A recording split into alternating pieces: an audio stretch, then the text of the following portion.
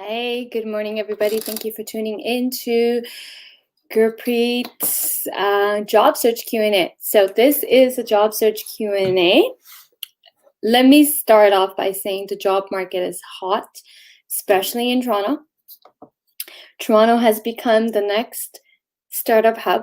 There's an article I was reading last week talking about how many startup companies right now are booming because of COVID, because of pandemic, and they are hiring. There's about 18 companies in Toronto right now that are hiring, and there's more.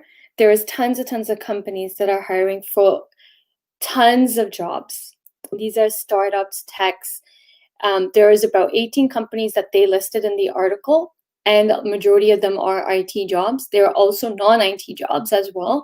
Tons of companies are hiring. So if you have been struggling in your job search, I want to let you know that there are jobs. Tons of people think there aren't that many jobs out there, so hence why they continue to struggle. But there are tons of jobs. There are tons of jobs out there right now. I can't stress that enough on how many jobs are available right now during this pandemic. Okay. Now, job searching, to be successful in your job search, you have to have a game plan. You need to have an action plan.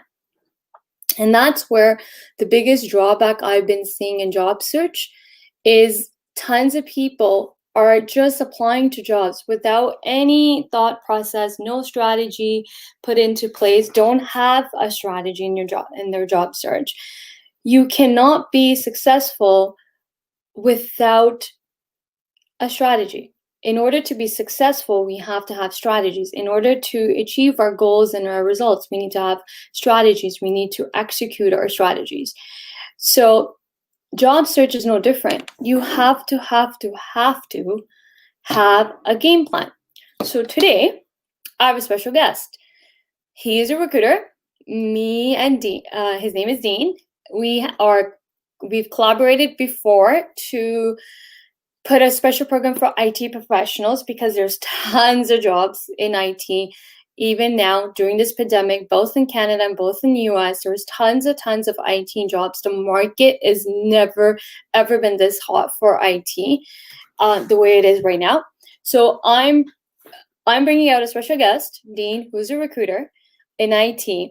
He's going to shed some light for you guys as well. So now today is a special segment because you got me as an HR expert. I'm bringing in Dean, who is a recruiter. So now you're getting two people who are experts in recruitment, giving you advice and guidance on how to be successful in your career and your job search.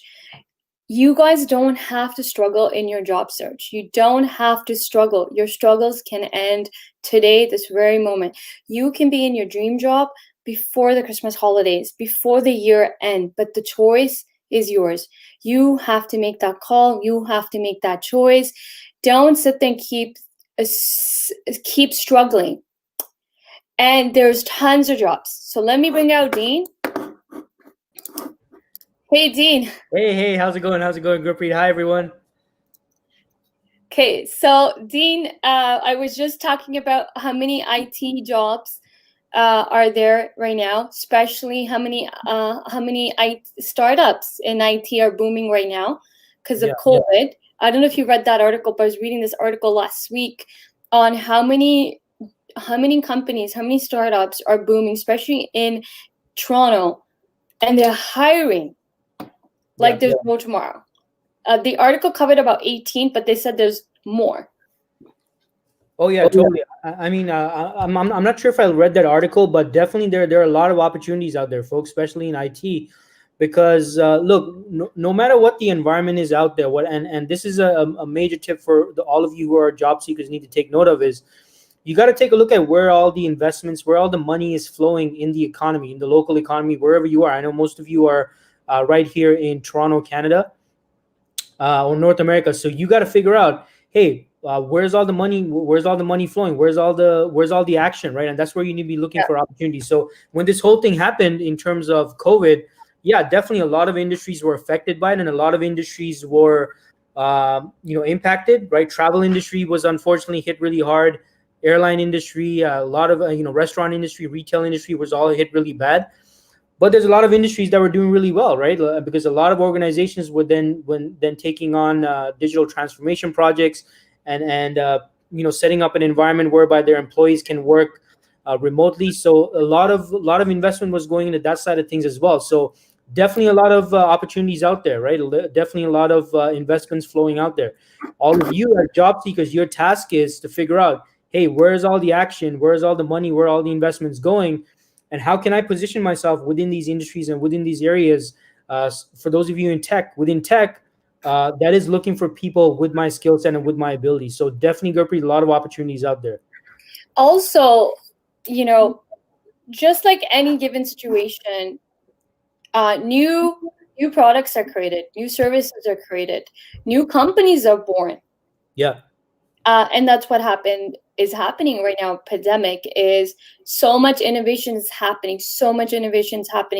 I went downtown a couple of weeks ago for a meeting, and I was blown away. I haven't been downtown during the pandemic. Yeah. Actually, no, I have, but I think it was near the beginning of the pandemic, and then after that, I didn't go. And I just went 2 weeks ago, and I was amazed. Not surprised, but then my mind was working too. Like, yeah, pandemic has made people, individuals, companies become innovative. So, for example, went into the parking lot, and I didn't even need to press a button to get a ticket. It said wave. Wow. This is a really? ticket. This is a parking. Yeah, this is a machine. It said to wave, and the ticket would come, or you tap your credit card, right? Depending on what option you were going for. I was like, wow, it's great. Now I park my car and I'm going to get the elevator. Same thing, wave, and the door will open. It said wave, and the door will open. Yeah. Same with, elevator, you can't wave, you had to press a button. But every door, even the bathroom doors, wave and the door will open. And I'm like, yeah, how genius is this? Whoever came up with this. Now, how many buildings downtown implemented this where no one needs to touch? You don't need to, because that's where the germs are being spread too, right? If touching. So here's technology. Whoever came up with this, maybe the technology already existed, but the need wasn't there until now. And I wasn't blown away, I wasn't surprised, but I'm like, this is what's happening, is that people are becoming innovative, companies are pivoting, people are coming with solutions to the problem. We are in an epidemic. It is not going anywhere. Yeah. It's not going anywhere. It's here to stay. And we're just going to adapt to this change. And that's what's been happening. 2020 has been the year of change. And you're seeing it so much. So all those people that think their companies are not hiring, I'm here to tell you, I'm sorry, but you've been misinformed, because there's tons of companies are hiring. There are tons of opportunity during this pandemic. And I see it every single day. Tons of things are coming on. I see it on LinkedIn every day. This product's new, and this service has been created to address the problem. So many companies, so many companies. And let's not forget our favorite company, Amazon. Yeah, exactly. I mean, Zoom. Yeah. Have you seen that graph about Zoom? Like the way that they just skyrocketed up? Like, it's crazy. Yeah, like Zoom overnight became in demand. What happens when you become in demand overnight? You weren't ready for the demand, right? Yeah. The supply is there. Demand is there. Sorry, not supply. The demand is there. The supply has to now pivot to accommodate that demand.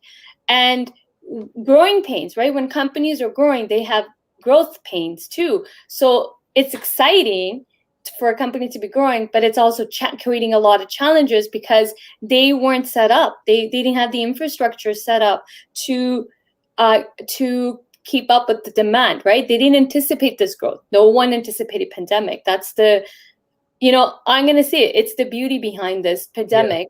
I know a lot of people have been struggling during the pandemic, but I think just to shift your mind, how about we look at it in a way that it is creating opportunities, that a lot of people were so scared to do. How many companies were so scared to implement work from home?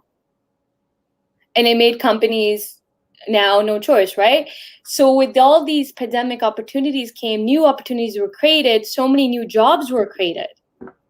Yeah. So many new jobs were created. So Dean, what's your thought as a recruiter? Are you seeing these trends too? Like how many new jobs were created because of COVID? Yeah, jobs were lost, but there were, I feel like equally jobs were created. Yeah, for sure. Because folks, look, problems create opportunities, right? I mean, unfortunately, a lot of people have been impacted negatively by COVID-19, the pandemic, and layoffs and all of that. But at the same time, and folks, what you need to focus on is okay, these are the problems, but problems create opportunities, right? And just like Gurpreet mentioned, this has resulted in so many changes and so much new technological adjustments and enhancements and changes going on in the industry. Gurpreet gave the example of she was going to park her vehicle, and it's like a new thing now. You got to wave to get in and pay and stuff like that. So this is this is a very simple example, right? But there's so many examples I'm sure most of you can think about where new opportunities are being created, new technologies being created to help us adapt to this new environment that we're in. So what everyone needs to be taking a look at is, again, like I mentioned before, where these opportunities are. And yeah, absolutely, there's a lot of opportunities out there, especially in tech, especially in IT. But the matter is, the matter it's a matter of what's your strategy, folks. Do you have a strategy, or are you only applying online? What is your process, right? Which is what we're going to be talking about shortly, I believe. But there are opportunities out there. How you position yourself makes a difference. It's not just what you do to stand out, but also how you position yourself, right? So, are you in a position to position yourself as an attractive candidate, as a good, strong fit for the opportunities out there? That's really key for everyone to figure out. Now, strategy. I think so. What's your take on strategy? Why do you like? Let's actually let's take a step back. As a recruiter, you've helped so many people land jobs. You've been coaching a lot as well in the past years, or actually for a long time. Yeah. What is the number one reason why people struggle in the job search? Yeah, so the number one reason is because I think a lot of people, they don't consider the job search as something requiring a strategy, and this is not your fault, folks, right? None of us are taught how to job search, but the fact is, there's a certain process and a certain strategy that goes into place when you're approaching your job search, right? And a lot of people, their strategy is not really a strategy. It's just, hey, I'm gonna look for job postings online. I'm gonna apply for jobs, and that's all the job search entails. And I think this is probably the biggest mistake a lot of people make, Gurpreet, is not knowing that there's a lot more to the job search than simply applying to jobs online. You're only scratching the surface. And a lot of times those job postings might not be for even active opportunities. They might be simply pipelining for something that's not yet approved. Or it could be that, not could be, but a vast majority of the positions out there are not publicly advertised, right? So there's this huge unseen part of the market, and there's this whole aspect of job seekers not realizing that there's a specific strategy that needs to be followed in their job search. So I would say that's probably the biggest mistake a lot of people make. I agree. That's one of the things I've been seeing a lot lately. Is actually, I've been seeing this before, but more so, I think it's so important. If you want to be successful in landing a job, you have to have a strategy. And the strategy isn't, let me sit behind the computer and let me just apply to every single job out there that I think I qualify for, and let me just apply and then, pray and wish that people will call me for an interview. Second mistake, second reason why people struggle is they don't know what they want. Not identifying what they want and how they're going to go and get it. And I love what you said. It isn't about the what and the why, it's also the how. Yeah. You can have a strategy, you can come up with a game plan, but do you know how to execute it? Yeah. Do you know how to different, yeah. Yeah, the execution is where people struggle the most. People may know, okay, I need to do this, but they don't know how to do it or what is the right steps to executing to get the desired results. And also, I think people don't come up with the game plan in a sense of, well, what is it that I want and when do I want to achieve this? It's a goal. It's like goal setting. You got to set the goal. If you want to land a job, put a number to it. And I make people do this in my boot camp. Is first class, the first session in the boot camp, I ask people, by when do you want to land a job by? and I say put a number, 30 days, 45 days, 60 days, or put a date. I make them write this on a sticky note, and I make them put it on the computer or somewhere where they'll see it every day. So it's a constant reminder that you want to be in a job by this date, not any job, your dream job. Yeah. And I think a lot of people need to start doing this is you need to start writing your goals down. Don't be afraid to put a number next to it or a date next to it when you want to land a job.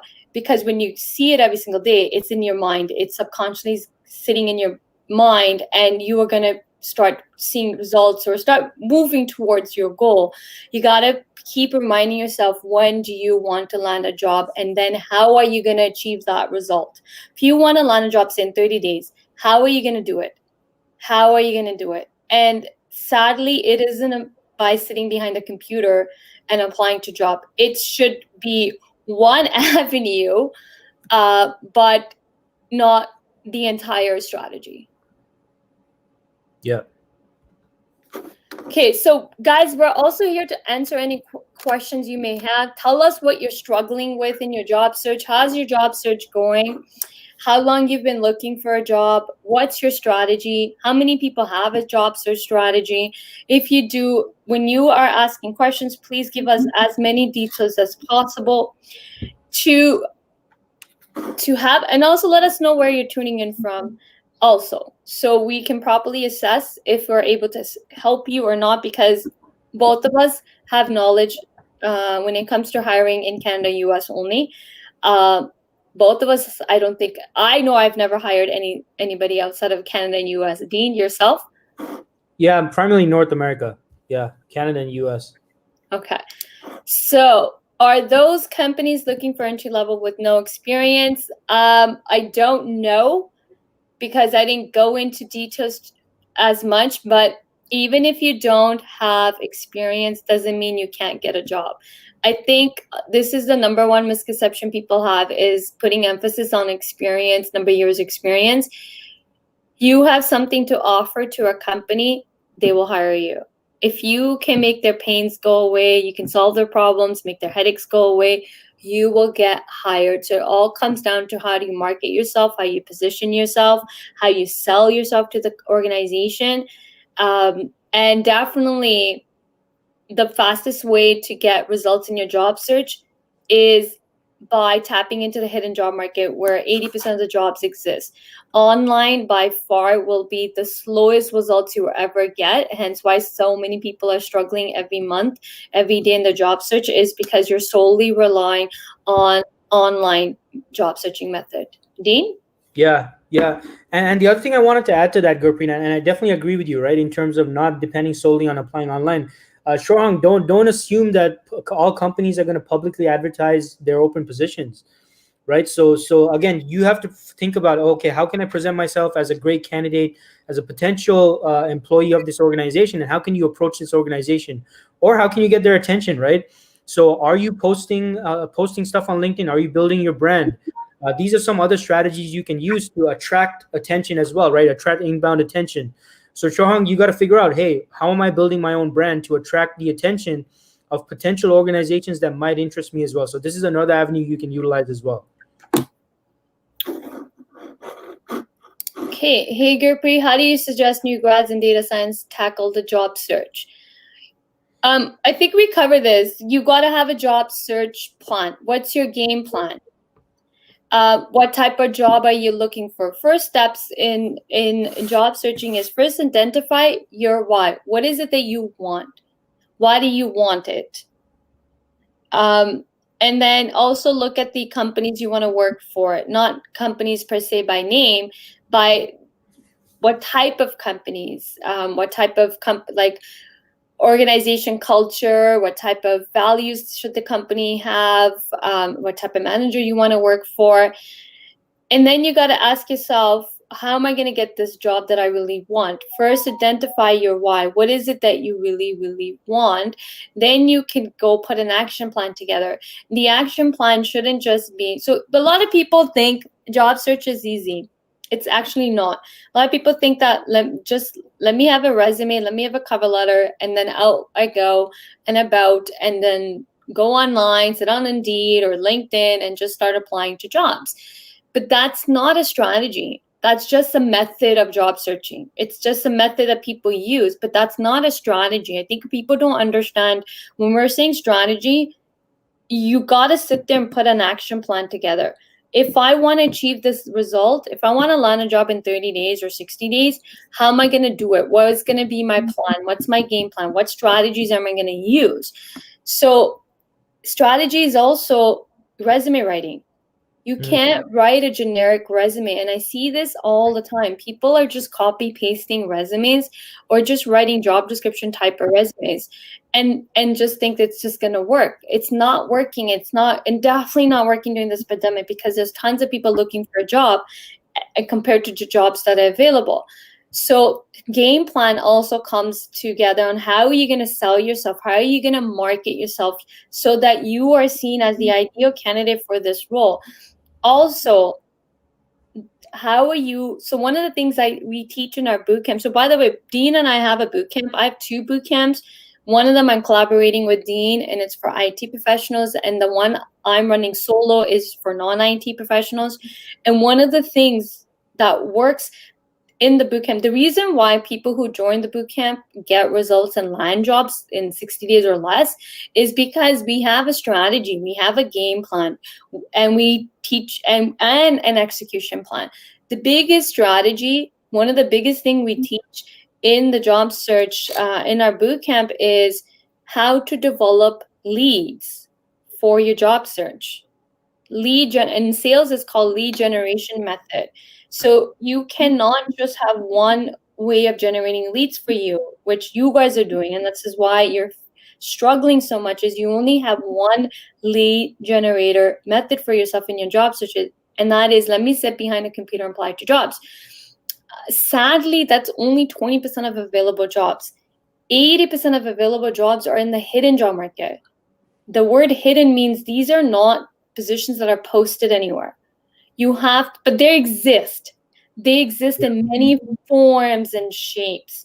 They exist by companies hiring people like Dean to go find them candidates. So then Dean's going to go find the ideal candidate. Maybe this candidate is sitting in his talent pool. Maybe this candidate is on LinkedIn. So he'll go headhunt.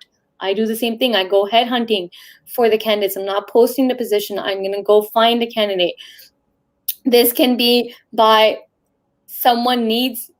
this can also be by personal branding. You've developed a brand, and when people are struggling with a particular problem only you can solve, they come to you and say, hey, we have this problem, we need you to be part of our team, and then they hire you. That's another way of getting into the hidden job market.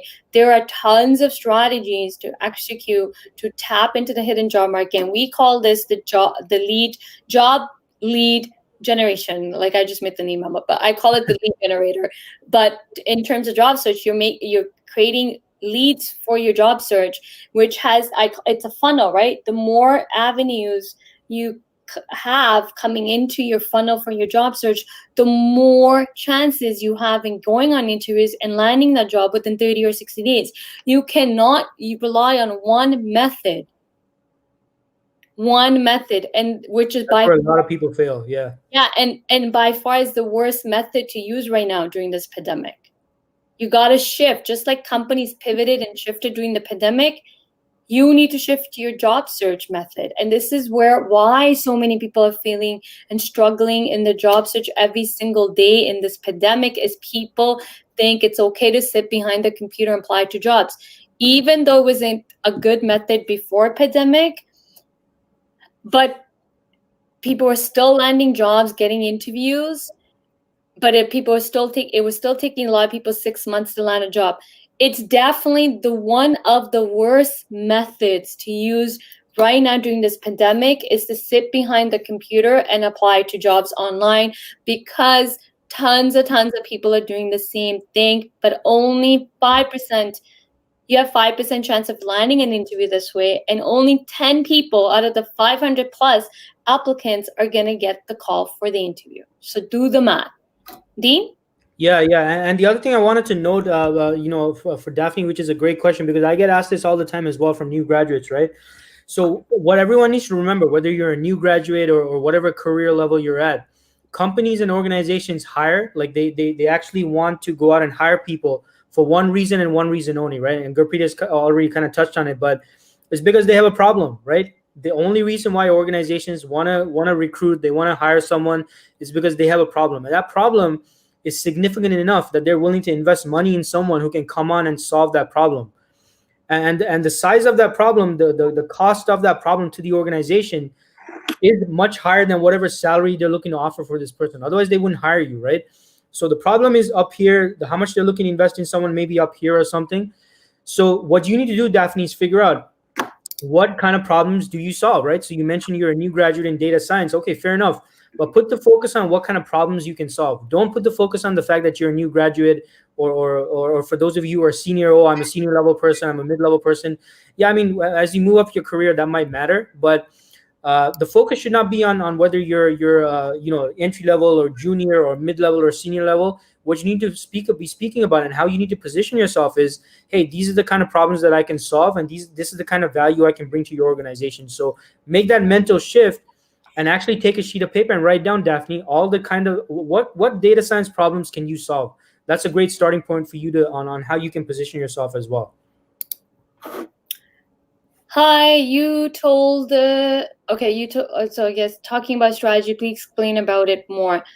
So I think we covered this, but sure, more happy to go into job search strategies. Job search strategy is what salespeople call lead generation, right? Lead generator. You got to generate leads for yourself, but you have to have an action plan on how you're going to generate leads. So I teach this method called job search funnel, which is similar to sales funnel. So if you're a salesperson, then you should know, or a marketing person, then you know the funnel, the sales strategy funnel or marketing funnel. It's the same concept, which I've fine-tuned it for job searching.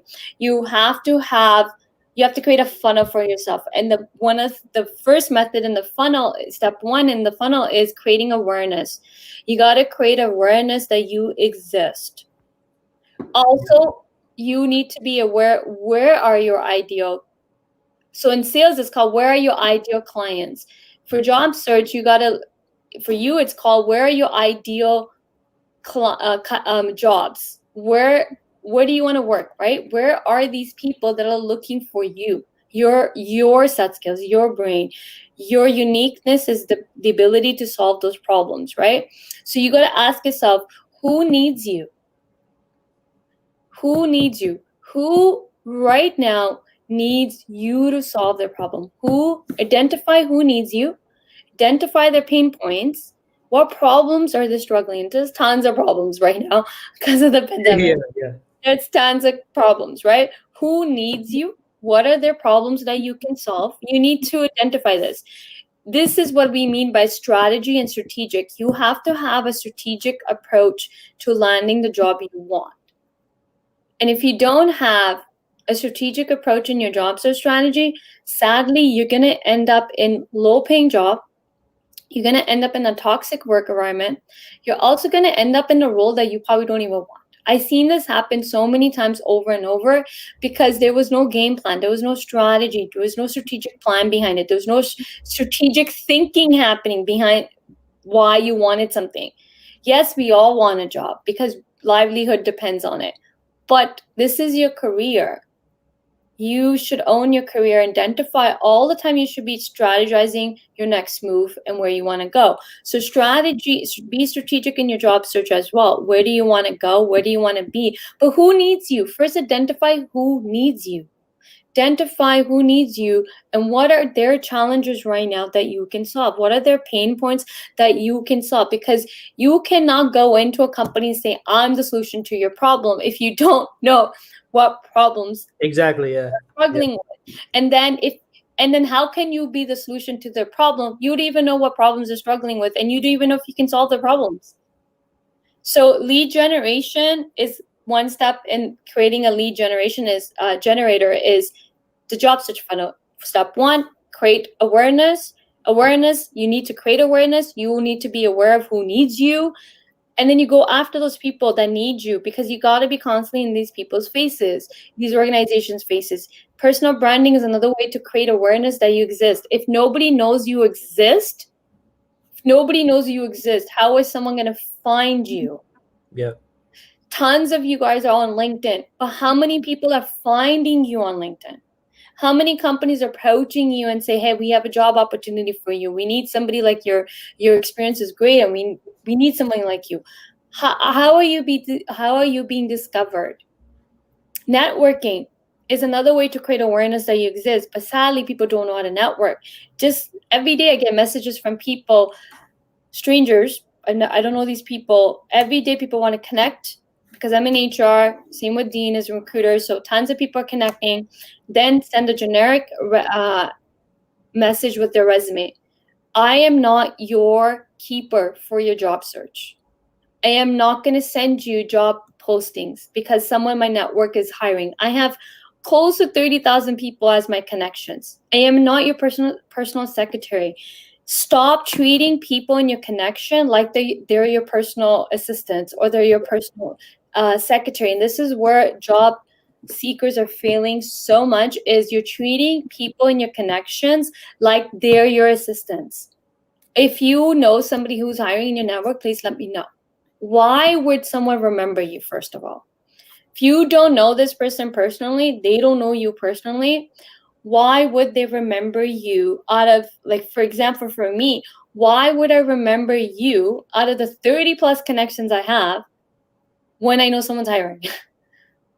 You gotta think. Yeah, exactly. Think. I'm not saying these words to be mean or harsh. I'm trying to get you to think. That's the reality of it, yeah. The people are not thinking.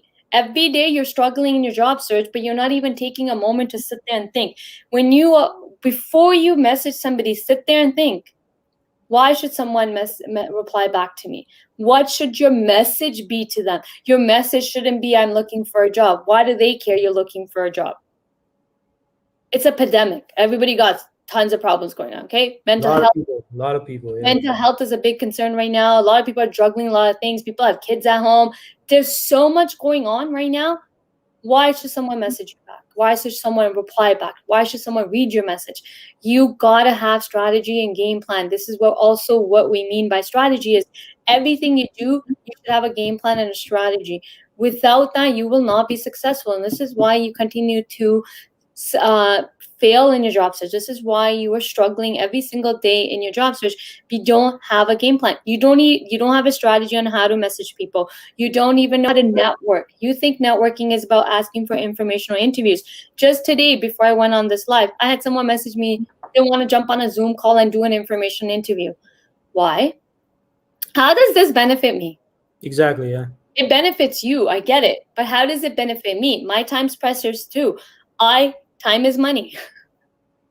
Yeah. Why should I take 10, 15, 20 minutes out of my time to do an information interview? Guys, information interviews is the worst strategy you've been ever taught in your job search, is go and ask informational interviews. How many informational interviews will you get? You can sit there and send generic messages, introduce yourself, and then ask for an information interview. You can send 30 people this message, and I'll guarantee you, not even one will reply back. Maybe you'll get one. Prove me wrong. Send 30 people messages to ask for informational interview, and please come back to me and let me know how many people actually replied back to you. That's what we mean by strategies. You gotta have strategies. Dean? Yeah. I mean, I'm so well said, right? Look, folks, I can't remember who I heard this from, right? But this has always stuck to me. If you want an easy way to remember this, when you're messaging someone, right? And someone told me this. Everyone's favorite radio station is WIIFM, which stands for What's in It for Me, right? WIIFM. If you want to remember that, what's in it for me. So when you're messaging someone, you're asking someone for their time. You're asking someone for an informational interview. Ask yourself, what's in it for them, right? Right? Not for you to, yourself. You got to put yourself in the other person's shoes. What's in it for them? What do they get out of it? I'm asking them for their time. I'm asking them to set aside time from their day, whatever they've got going on in their lives. What's in it for them? What value am I adding, right? And a lot of you are not incorporating this into your approach. Rupi mentioned these informational interviews. Yeah, there's going to be people out there that want to mentor you and stuff like that. But a lot of people can reach a point where they're mentored out, right? In terms of they've given so many mentoring calls, done so many of those informational interviews, they're done with their charity work for the day, right? Like they're everyone has their limit. So don't expect everyone, each and every person that's gonna that you're gonna reach out to be empathetic to the fact that, hey, you're on the market for work. And another thing I wanted to stress as well is look, the fact that you're looking for a job, what does that mean to the other person? How does that add value to them? How does that help them with whatever problem they've got going on, or whatever problem that organization has going on? You're putting the focus on the wrong things, folks. You searching for a job doesn't really highlight your value at all. You're simply talking about the fact that you want a job. What you need to focus on is your value. What do you bring to the table? What problems can you solve? What can you help them with? What can you help the organization with? Right. So just wanted to do that. Just wanted to emphasize that as well.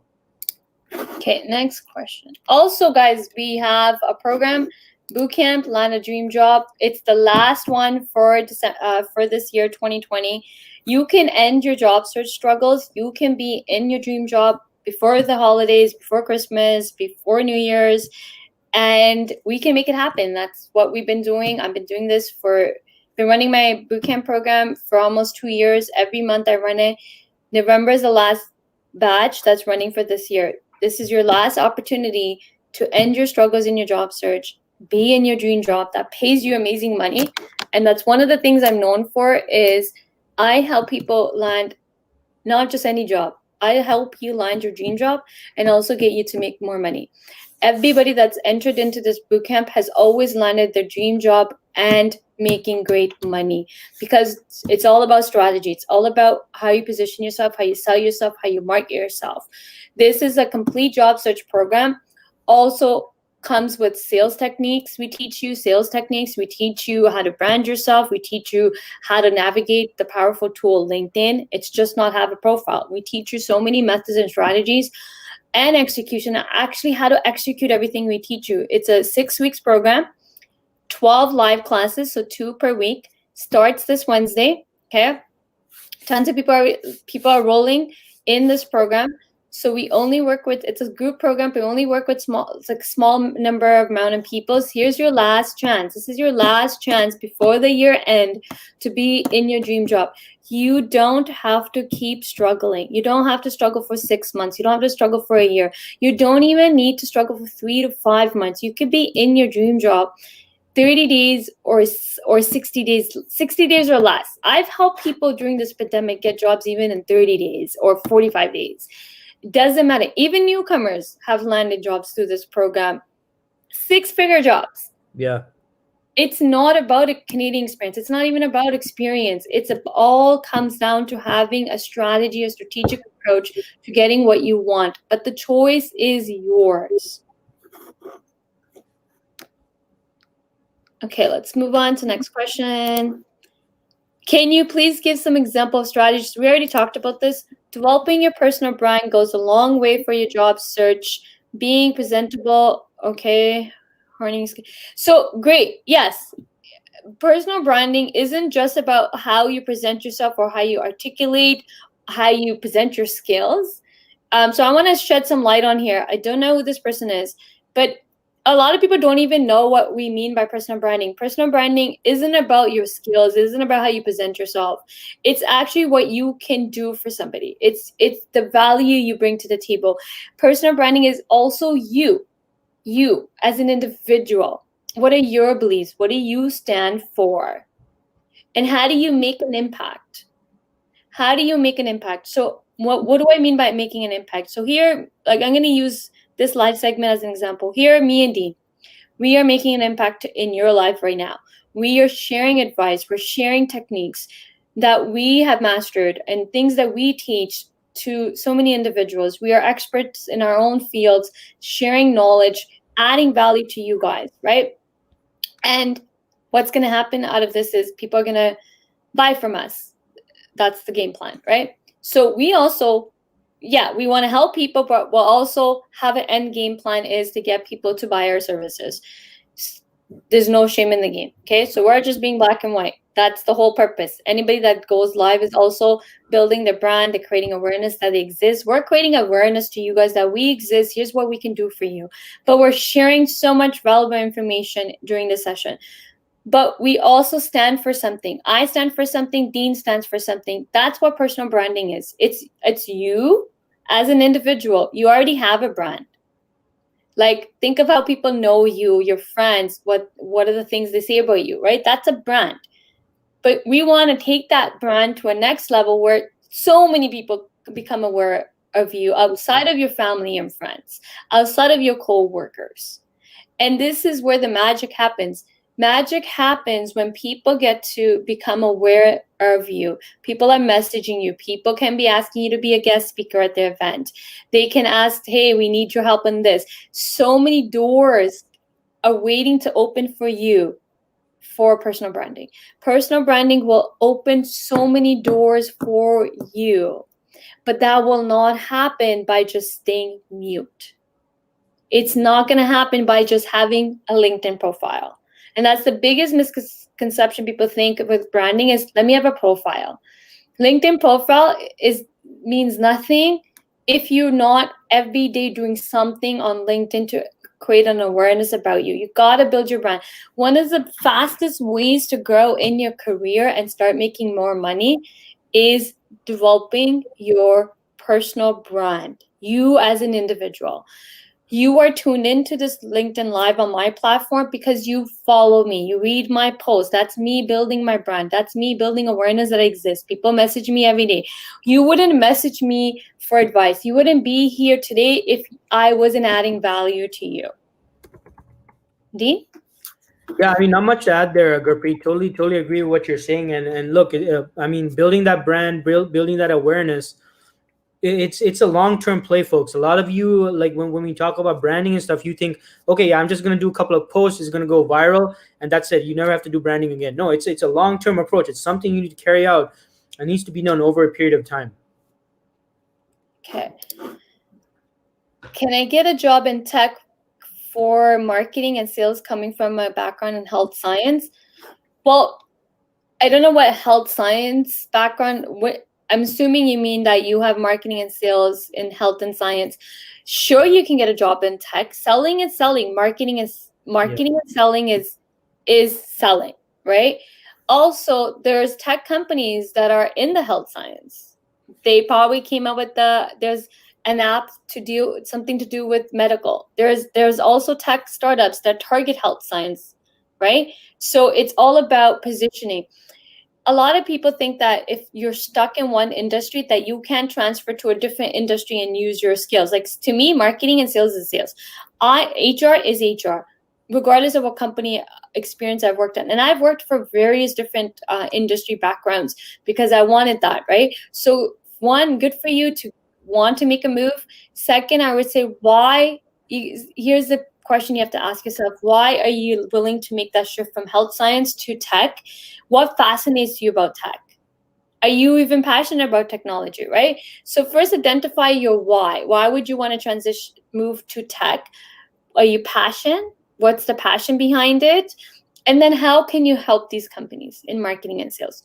Pretty sure one of the biggest way you can help is you bring in a different perspective. Dean?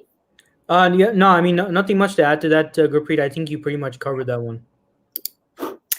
Hi, this is Jess Smith from Brampton. I'm new computer science graduate. I'm wondering if you guys have any products targeted towards me. Yes, the IT Bootcamp.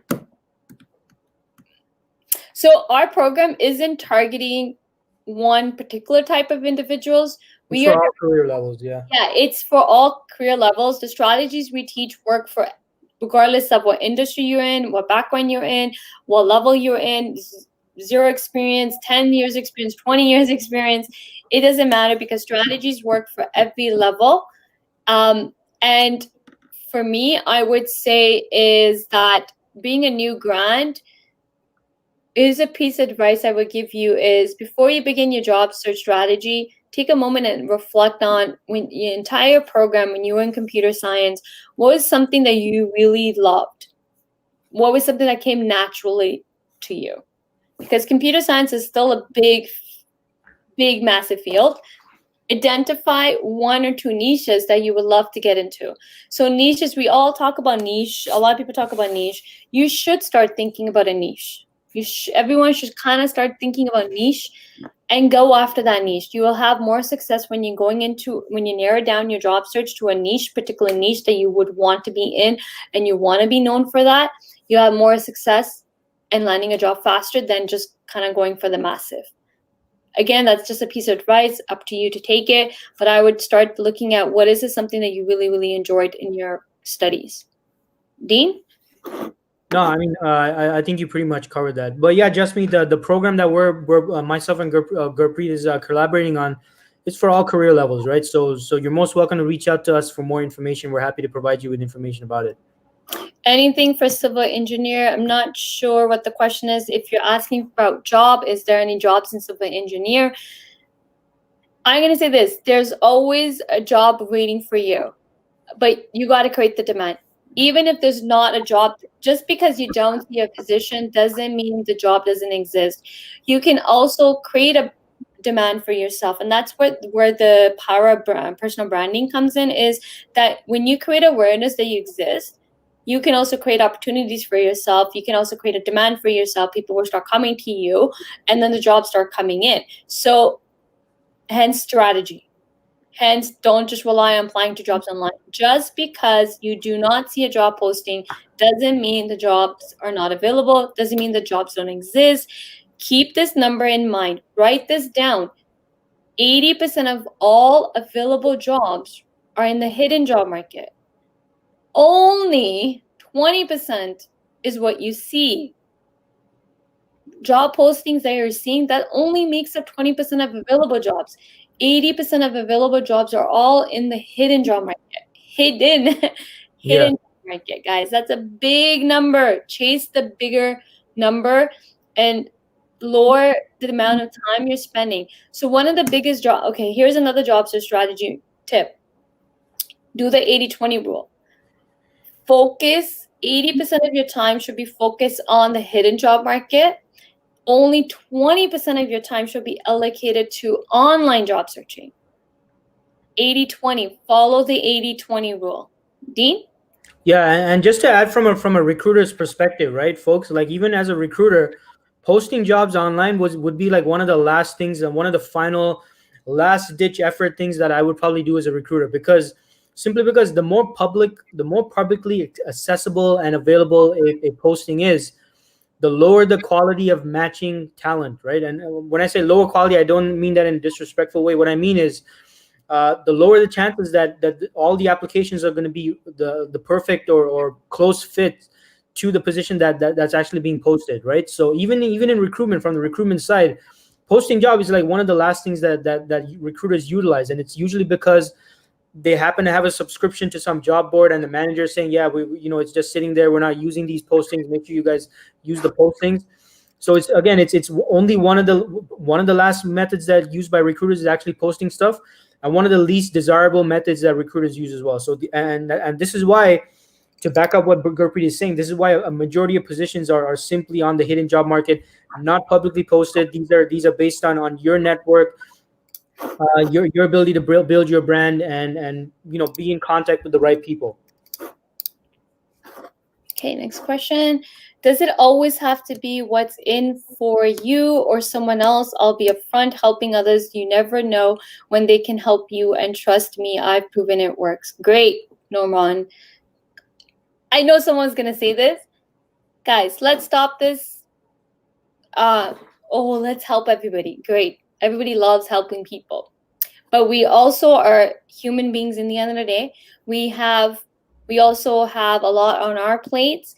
Can everyone help everyone every single day that comes their way? Sure, maybe.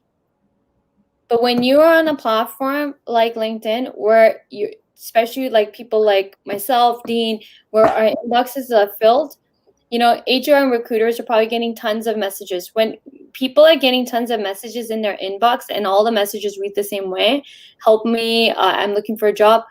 Yeah, why would someone reply back to you? If you want to help people and you're willing to reply back to everybody that messages you, great, kudos to you. But that's not how the reality of the real world works.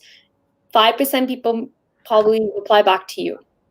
I'll probably always reply back to. I'm one of those 5%. I always reply back to anybody that messages me on LinkedIn. But reality is not everyone does that. So you have to have a game plan. You can't just sit there and go with, yeah, everyone should reply back because I'm looking for a job. And everyone should be willing to help me, because helping is great, and you never know how someone can help you back, and blah blah blah. That all sounds great in our heads, that was great to our hearts, and it's all fluff, and we don't live in a fluff world. Okay? Fluff it doesn't exist. These are all fantasies. They're good, but in the end, they were human beings. We also have tons of work to do. We have busy lives. We're in the pandemic. Some people have kids. It's just a lot going on. Not everyone can reply back to everybody.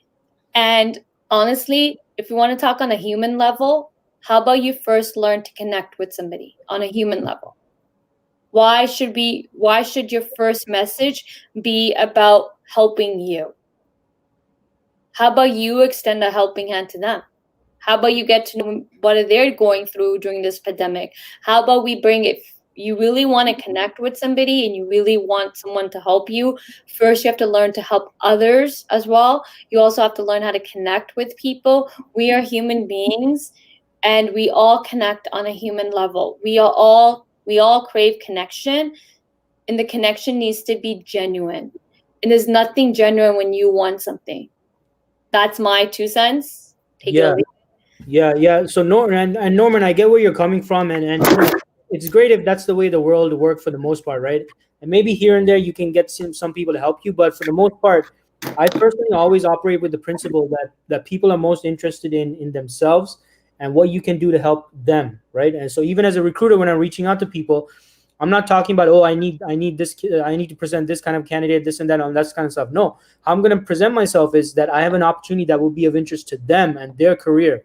I always put the focus on how I might be able to help the other person, and operating under that assumption, folks. And if you formulate your strategies around this assumption that most people are driven by self-interest, that they're most interested in themselves and their own problems, their own challenges, their own goals, you'll see better success rather than approaching people expecting them to help you simply because you're in need of help or you're in need for a job. Maybe it's not ideal, but such is the world, right? But also, if you want to be successful in your career, then you have to think like this. You can't always just sit there and think, yeah, people should just help me.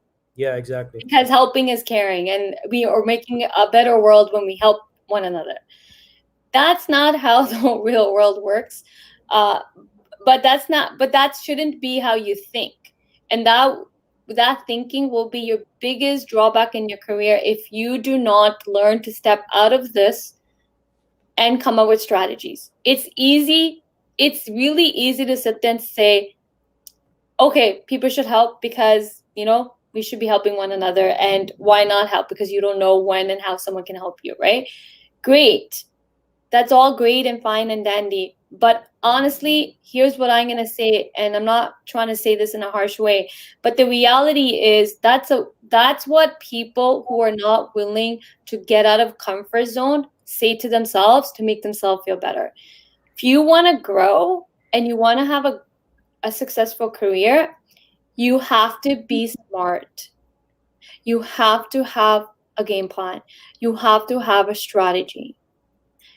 Yes, learning these strategies is you stepping out of your comfort zone. Growth only happens when you're willing to step out of your comfort zone, when you're willing to do something different, when you're willing to do something better than what's happening right now. If you want something, you gotta know how to get it. And sitting there and saying, well, I want this and someone should help me get it is not going to help you get it. Don't you want to learn how to get something you want? Yeah. It's again, strategy, right? Like, for example, if you went and got an education, wasn't that part of your game plan to get to the desired outcome is, I'm going to go get a degree in computer science because I want to become something in IT, let's say, something in computers. Doctors, if they didn't know they wanted to be a doctor, they couldn't become a doctor, because to become a doctor, you have to go through all these channels, right? Medical school. You have to do, after medical school, you have to figure out what your specialty is going to be. Game plan. But did you sit there and say, I want to be a doctor and someone should just hire me? You know what I mean? Like, because I'm going to become a doctor, right? No, everything has its, there's process and steps and procedures and game plans and actions and things you need to do. Same like a business. That's like an entrepreneur starting a business and saying people should just buy my products because they're great. Like, no one's going to buy your product because you think they're great. You got to be able to solve a problem. You have to be able to market yourself. You have to learn. I learned so much as an entrepreneur that I didn't know before I became an entrepreneur, selling, marketing, branding. And I was willing to learn all these things because goal was to become successful. Goal was to have a business. You don't have a business if you don't have customers. You don't have buyers, clients, customers. You don't have a business, right?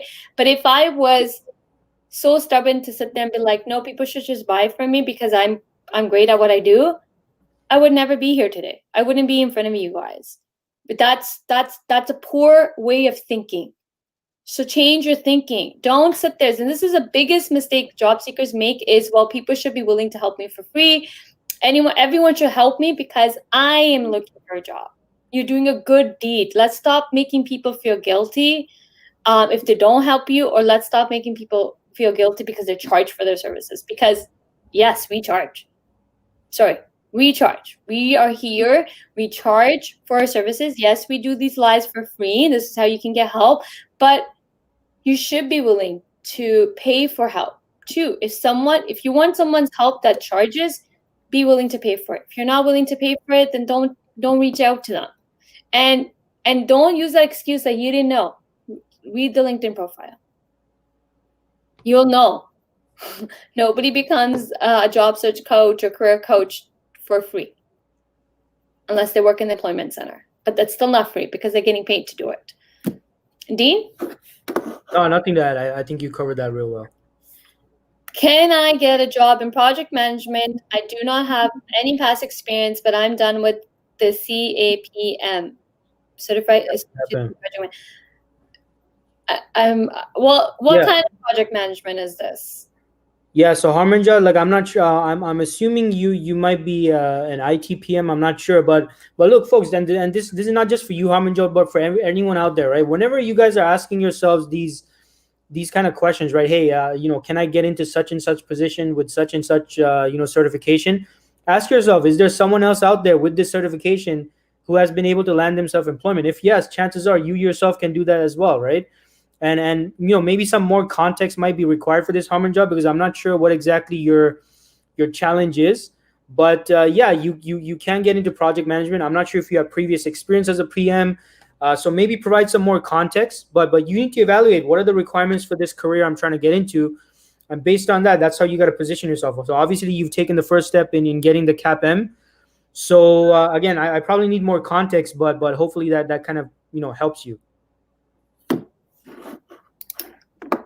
How to ask for references from someone on LinkedIn. Dean, I'm gonna let you answer this first.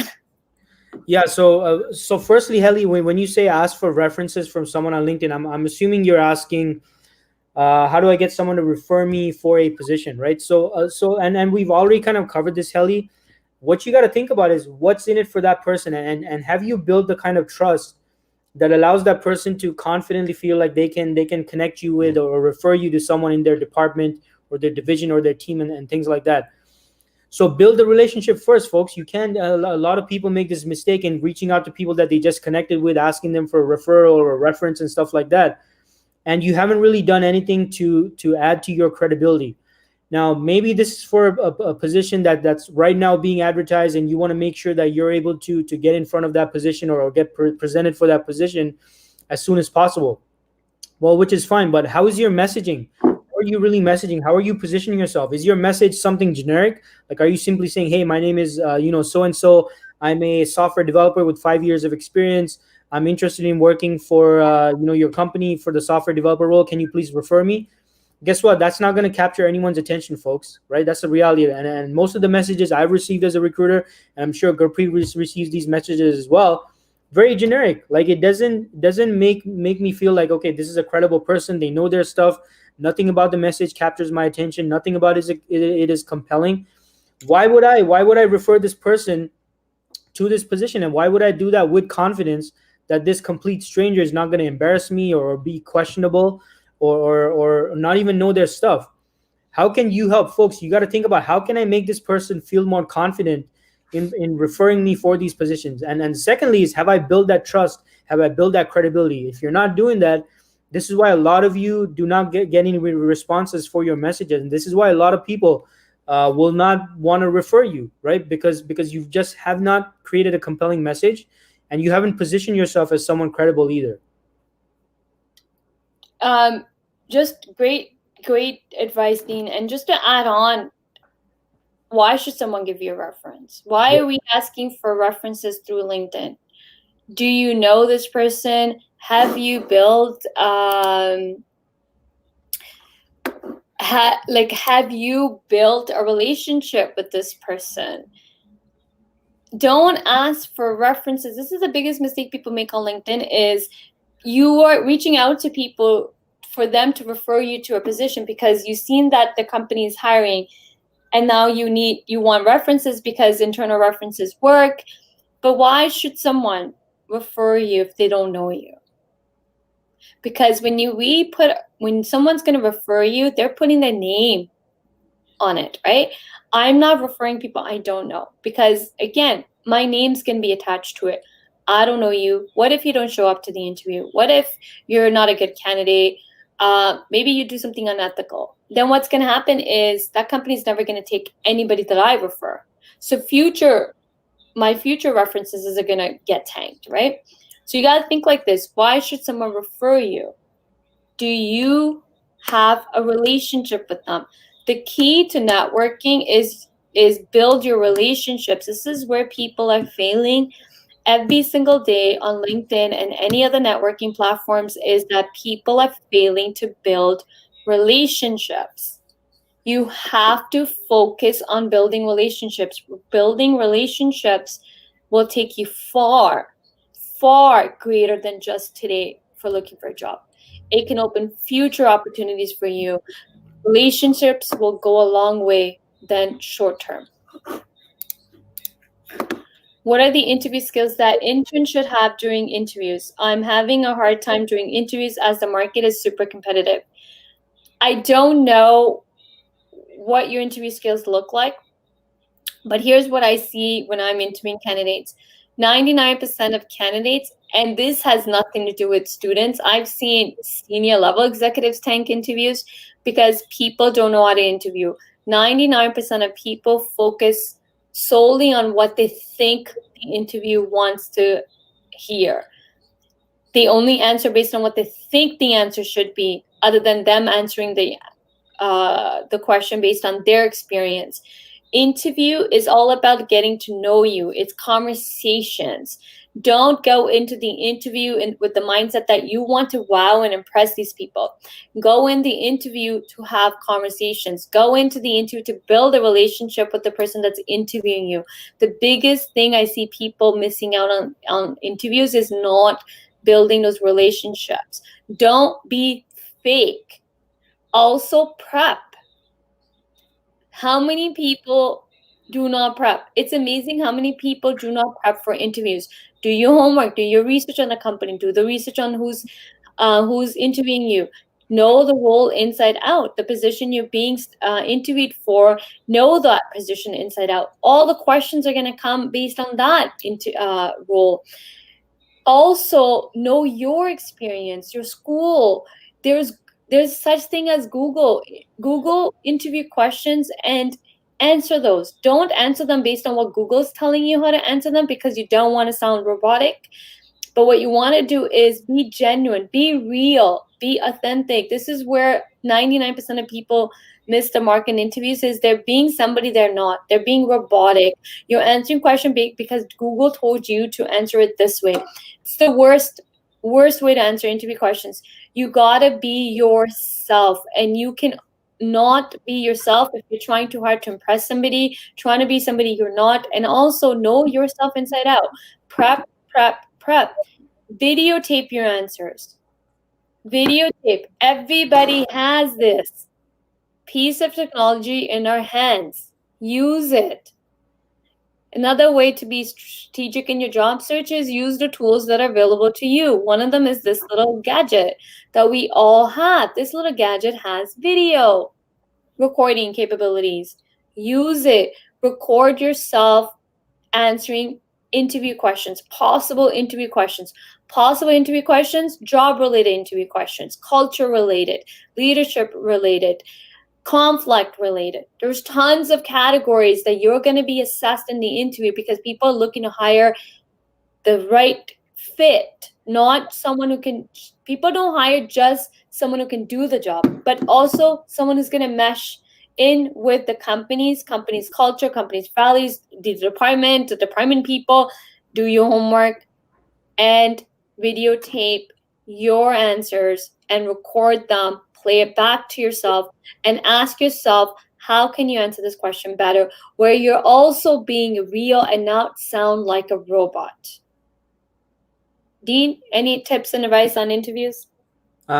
Yeah, well, I was cut off there for a bit, but if there's one thing I can add, Clarissa, if you feel like you're having a hard time during the interviews, is see if you're focusing on your ability to solve the problem, right? And I know Gurpreet covered some other great areas of the interview, but this is also another, and maybe she did cover this, but this is another key area that I have observed as a recruiter, and this is being someone who's interviewed thousands of IT professionals over the years, but the principle is the same, whatever the field or the industry is. A lot of people do not speak to the problems that they can solve. A lot of people are talking about their tasks, their duties, their responsibilities, and what they can do, which is great, which is still important. But are you connecting what you can do with a certain type of problem that you can solve, right? And the second part is, of course, what are the specific problems that the organization is experiencing? So when you're at these interviews, Clarissa, for these internships, even for internships, folks, like organizations bring interns on because they need help with something, right? Some kind of a problem that they have going on, or an overload of work or something of that sort. So after interviews, Clarissa, you got to be figuring out what those problem areas, what those are, so you can position yourself as someone that's able to come in and solve that problem. So keep this very important concept in mind as well, not just for Clarissa, but everyone watching. Very important to address the problem and the pain points. How can I move up in company with all qualifications to overcome office politics and racism? Great question. First, I need more information because I don't know what office politics or racism your organization has. Second, if there's politics and racism in the organization you're working for, why would you want to move up in that organization? That's what I was thinking. Yeah, that's what I was thinking. Somewhere else. Go where you're valued. If you have to jump through hoops and huddles to get a promotion, that company doesn't appreciate you, they don't value you, go somewhere else. Go find a job in an organization that has no, I'm not saying companies don't have politics, but racism shouldn't be one of them. Go work for an organization that doesn't have this stuff. There are companies out there that don't have racism. I'm not saying every company is perfect, but there's tons of great organizations that don't look at people by the color of their skin or their religion or their ethnic background. Dean, anything to add? No, I think you're kind of the expert on those, on like the HR side of things, Gurpreet. But yeah, I mean, my personal opinion, Simrit, why bother staying there? I totally agree with what Gurpreet said. Why would you want to put in all the effort? Folks, you're spending some of you spending 8 to 10 hours a day at the office. Why do you want to spend all that 8-10 hours if it's like a racist environment and you see that happening in the workplace? Why bother putting in your time, your effort, and want to move up in such a company? So, find a company that's more forward thinking and that does not have racism and stuff like that. Office politics, I mean, every organization probably does have some kind of politics to some degree, but I think the racism is a no-no. Yeah. People, we're dealing with people. Yeah, exactly. Politics, right? I'm on LinkedIn from the last 10 years. It's the first time I see something productive. Please take a note about systematic racism and discrimination at job by people of superficial color. Again, thank you for the compliment about you've been on here for 10 years and this is the first time you've seen something productive. Now, you cannot, here's the HR in me and also a human being. You can change companies. If you feel like, I have two opinions on this. One, if you feel like a company has systematic racism and has discrimination, leave the organization and go find one that doesn't do all this stuff, right? My second opinion, and on the flip side now, I have a different opinion as well. Sometimes when we don't get things our way, we think that's the reason. And that happens to a lot of us because we have been so used to not getting opportunities that maybe when or we're used to getting opportunities, and then when it doesn't happen, we think the worst, and it's always comes, we play the race card. And this is me as a color person saying this. I never used a race card, ever, in my entire career journey, even as an entrepreneur. If someone didn't want to hire me because of my color, my skin, or my ethnic background, they're lost. It has nothing to do with me. Move on. Go work for people that appreciate you, right? You can change people. You can change. If a company has systematic racism, you won't be able to change that. But you can change you. You can change who you work for. Hence why I said in the beginning of the segment is reason people end up in toxic work environments is because you're not doing your part. You're not sitting there and asking yourself, who is your ideal employer that you want to work for? Everybody's so busy to land a job, but nobody actually takes the time to say, well, who's my ideal employer? Who is my ideal boss that I want to work for? When you identify who is the companies you want to work for, what their morals should be, what values they should have, you will not be running into these problems. You will not be running into these problems. You will not be facing systematic discrimination because you did your homework. You did your part when you were evaluating jobs that were coming your way. When you're going to interviews, you should be evaluating how companies treat you during the interview speaks high volume of who they are as an organization. How a hiring manager treats you in the interview is an example of how they're going to treat you once you become their employee. So true.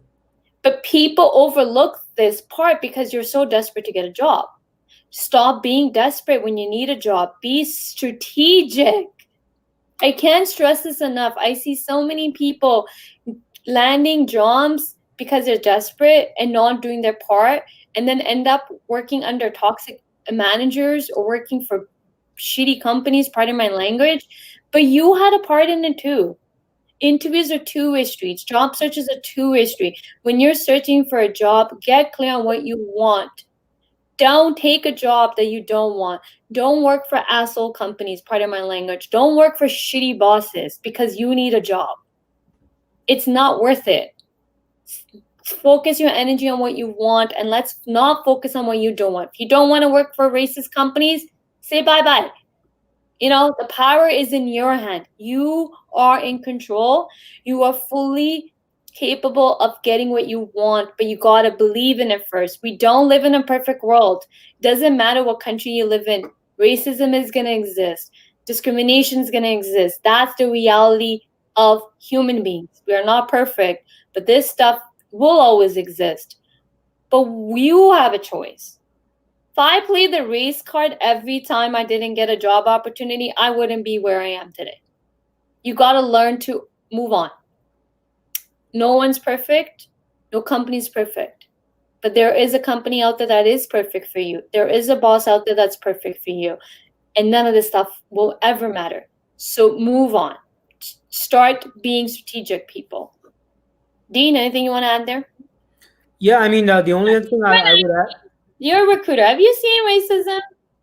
Yeah, I mean, definitely. Like You've probably seen it a lot more than I have. Yeah, I mean, we definitely see that, like, especially when you're working with agencies, right? And there's certain organizations, unfortunately, sometimes that I mean, they say certain things. We want right people only. Exactly. Yeah, we want the right people, and this and that. Unfortunately, right? So it does exist. But I think what you said was so important, Gurpreet, in terms of getting clarity on what you want, folks. If you have a clear idea exactly of what you want, and each and every aspect, you're the perfect manager, the perfect team, the perfect environment, perfect company, perfect industry. When you have a clear picture on that, it's much easier and simpler for you to notice those red flags because you're so clear on what you want. So this is so important, and something that everyone needs to take the time to do is, look, maybe you're in a desperate situation. You really need a job. I totally get that. but don't not take the time to figure out and write out what exactly you're looking for, what's the dream job, what's the dream manager, and all those aspects. This will help you evaluate and notice those red flags when you see them occurring at the interview. Yeah. So that's the last question we're going to take because we've gone way over. Yeah, okay. But pretty much answer a lot of people's question. Just going back onto this last question, I want to make something very perfectly clear is we don't control other people. We only control ourselves. We are only in control of us. How we feel, what we think, our actions, that's it. So just focus on yourself. Forget everybody. You can't change the whole world, but you can change you. And change only happens when we change ourselves. Stop focusing on changing the world. And I think that's where a lot of people go wrong is people talk about change, but no one's sitting there and asking themselves, well, how can I change? Yeah. Change starts with us, me. It starts with me, it starts with Dean, it starts with you. Change is an individual thing. Then we'll start seeing it. But it starts with us first as an individual. You want to see change, you need to be the change first. And that also starts with, as job seekers, not working for toxic companies, not doing things because you're desperate to get a job. For example, if a company is going to ask you to submit, like they're making you do some homework, hey, submit a 6 months plan that you would do when you first join the organization. If you want companies to change, but then you are doing this because you want the job, they're not changing. Yeah. Candidates, you are in the power, okay? If you're desperate to get a job and you're willing to do whatever these hiring managers or companies are asking you to do, and you know you shouldn't be doing it for free, but then how is the change going to happen? When candidates learn to stand up for themselves and start saying no to things they don't want to do, that's when the change is going to happen. Hence, I said it's an individual thing. You can sit there and turn blue in your face, complain about all the hiring process that you don't like, but you're aiding to it. You're adding to it by participating in it. You're condoning the behavior because you willingly participate in it because you want a job. Hence, I don't like the word job seeker.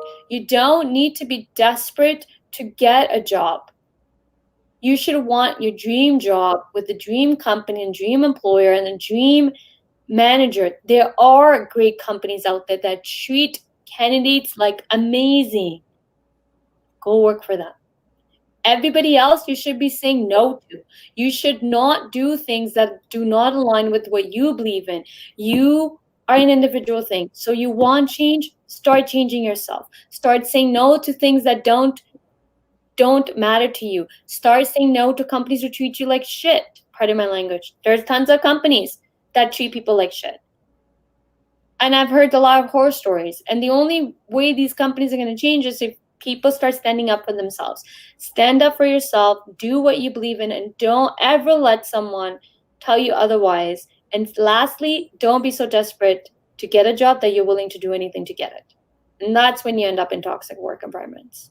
That's my 2 cents. Dean, you have any 2 cents to add? No, I think that was a mic drop right there. I don't want to add anything to that because that was well said. Let me drop the mic. Yeah. Oh, Mike, I need to drop it. Okay, on that note, we end our segment.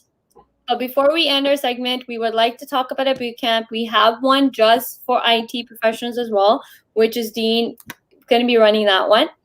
It's a 6-week program. We've helped many people land jobs. We've transformed many people. One thing we will guarantee you is that when you join any of the boot camps, be it IT one or be it the one I run solo, which is non-IT related, you will be transformed. You will never leave the program the same way you came. It will totally transform you. You're going to have a shift in your mindset. And the best part that I see is individual gains so much confidence and so much knowledge. Knowledge is power. Knowing what to do is power. Knowing how to do it is power. When you learn these things, you automatically become more confident because you know what to do and how to do it. And the beauty behind, the best part behind this program is how you get to grow your career for life. This is a one-time program, but it's also set up in a way to help you keep elevating and growing in your career. join the bootcamp program. It starts Wednesday. There's 2 different ones. One is for Land Your Dream IT job, which Dean is running with me. And then I'm running non-IT one as well, which starts this Wednesday as well. And it's Land Your Dream job. You can land a job literally in 60 days or less. I've actually helped so many people even land jobs in 30 days. It is so doable even during this pandemic. But your results will depend on you. It will depend on your actions that you're willing to do and how aggressive you're willing to work for it. The program is 6 weeks. You can land a job by the end of the 6 weeks. You can land a job before the 6 weeks. We are there to work with you, help you, tell you what to do, how to do it. We are your coaches with you for 6 weeks. We can get you a job in 6 weeks or less. But do you want it? Do you want to be in a job? That's the key here. And are you willing to do whatever it takes to get that job? And if your answer is yes, and you want to end your struggles, you want to be in a job before 2020 ends, before Christmas, just imagine how your life can change this moment if you can be in a job before Christmas. Holidays is a magical time, and we're here to make it more magical by getting you in your dream job with more money. So if you want that, reach out to Dean or myself and join our program. We're willing to get on a call with you to explain the program. But I don't want people thinking that they have to continue struggle. No, you don't have to struggle. You can be in your job your dream job less than 60 days, in 30 days if you want it. In the end of the day, it's all about strategy and execution. We have it down packed, and we've been successfully doing this. I've been successfully running this bootcamp program for 2 years. So now it's your turn. So you have questions, message us. You want to join the program, feel free to message, or Shiyash, my colleague, has been dropping the links into the chat. You can look at the link, read the program, have any questions. Again, feel free, don't hesitate, reach out to Dean or myself. And until then, we will be back probably tomorrow. Actually, we're going live on Dean's, right? So anyone want to join in? We're going live on my account today afternoon. Actually, in about 1 hour, so 1:30. Oh my God. Yeah. So in 1:30. So feel free to follow me or visit my profile, folks. You're most welcome to tune into that live as well. So again, we're gonna go live in about 1 hour. Or if you need a bit of a more of a break than that, Gurpreet, we can go at 2 or so. We're good. I just Okay. how long this was going. Okay, got it. So 1:30, folks, feel free to visit my profile 1:30. We're gonna go live again, so you're most welcome to tune in. All right, guys. So tune in to Dean's live at 1:30. We'll be back with another job search segment. You have any questions about our bootcamp program or any of the services I provide, feel free to message me. Thank you. Enjoy your afternoon. Bye, everyone.